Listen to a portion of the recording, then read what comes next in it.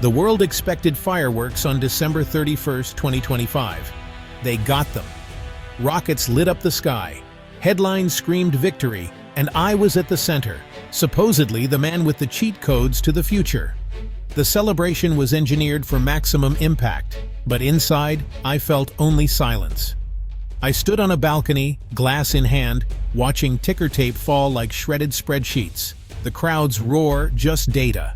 I'd spent my life chasing this moment, the summit.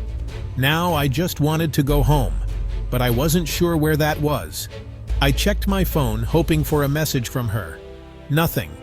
All the metrics, market caps, user engagement, suddenly felt meaningless. What's the point of building a city on Mars if you can't build a life with one person on Earth?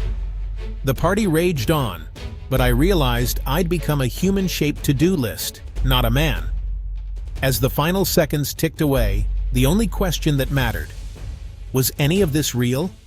The rockets were loud, but the silence inside was louder. My life was a masterclass in optimization. Squeeze every second, sleep less, do more. I was the guy who got things done, the world's applause fueling my relentless pace. But inside, it felt like running from something I couldn't name. You feel powerful and fragile, steering spaceships, forgetting to eat lunch. Relationships become projects, people become resources, and temporary hustle becomes your whole life. Stress isn't a side effect, it's the fuel. Calm feels boring. Peace, unproductive.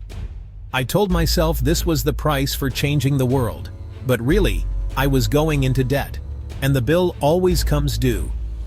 Mine came on that balcony, realizing my empire had no queen. The productivity trap is seductive, but it's hollow if you sacrifice your humanity. You become a ghost in your own life, haunting your own home.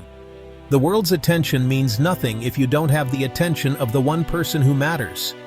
I wasn't just running on empty, I was the empty tank itself. Polished on the outside, nothing left inside.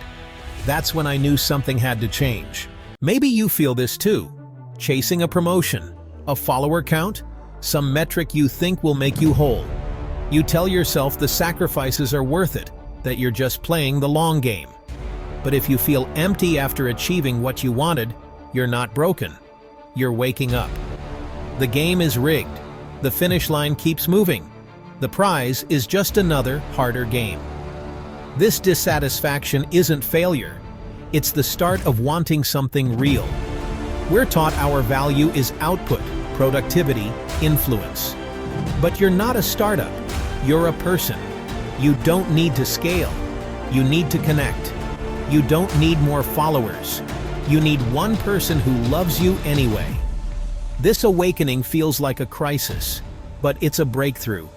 It's the start of choosing a different game, one worth winning. Don't double down on the hustle. Sit in the discomfort. Listen to the silence. This is where the real work begins, not building another rocket, but dismantling your emotional armor. Learn to be present, to be vulnerable, to accept your worth isn't what you do, but who you are. You're not broken. You're just becoming human again. It's the hardest and best thing you'll ever do, and it's worth it. A few days into the new year, I called my mom, the one person who sees past the headlines. I told her about my big plans, selling the future as usual. She listened, then asked, "When you're gone, what do you want people to say about you? Not about your companies, about you." I fumbled, talking about legacy and mission, but it sounded hollow. She cut me off. "People remember how you made them feel.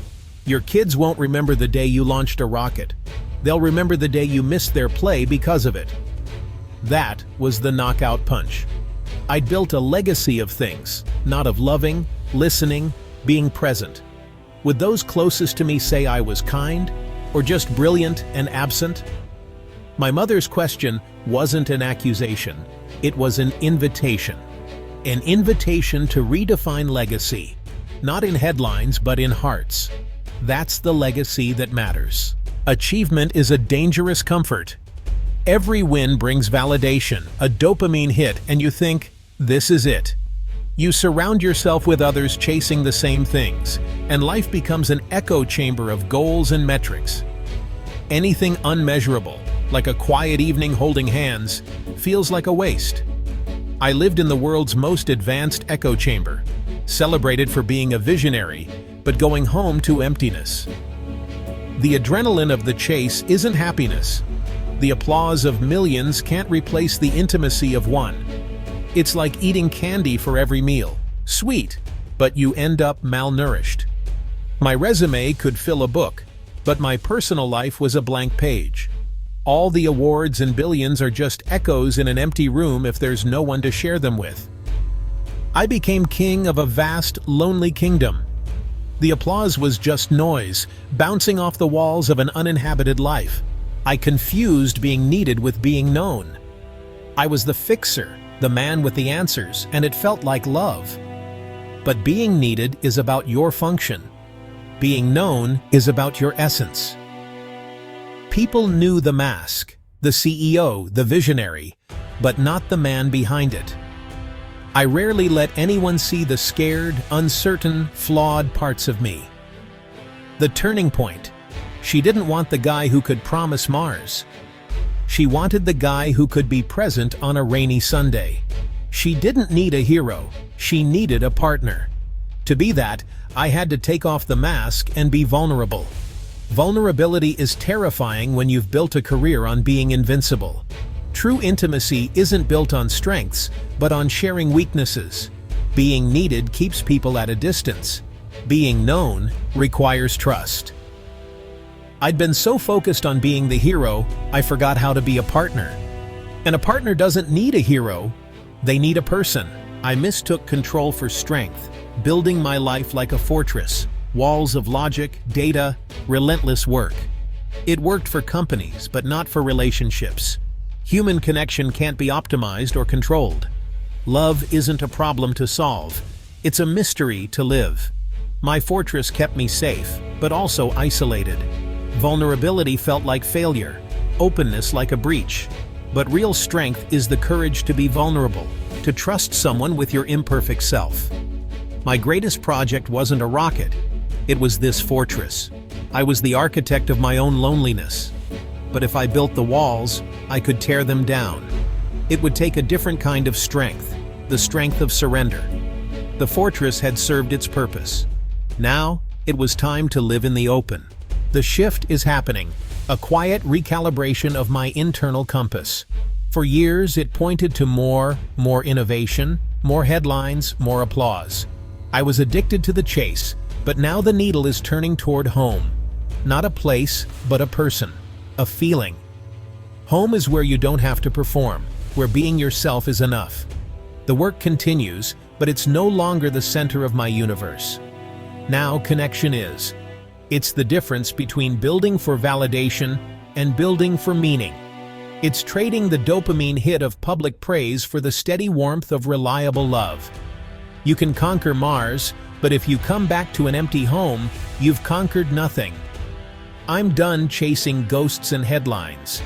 In 2026, I'm chasing home. And for the first time, I know which direction to run. What does this mean for 2026? This year won't be measured in milestones or stock prices, but in moments and presence. It's about choosing depth over distraction, showing up for the person I love. True connection isn't built in grand gestures, but in the mundane. Morning coffee, putting your phone away, having hard conversations. My resolution? Be present, honest, loyal. It's a promise to her and to myself. To be remembered not for what I built, but for how I loved. The greatest adventure isn't another planet. It's exploring the world within another person. This year isn't about chasing attention, but giving it. Not about seeking applause, but understanding. There won't be headlines about it, just a silent, seismic shift to private meaning. It's an invitation to build a future together, right here, day by day. It's a choice. For the first time, I feel like I'm choosing the right thing. I'm choosing home.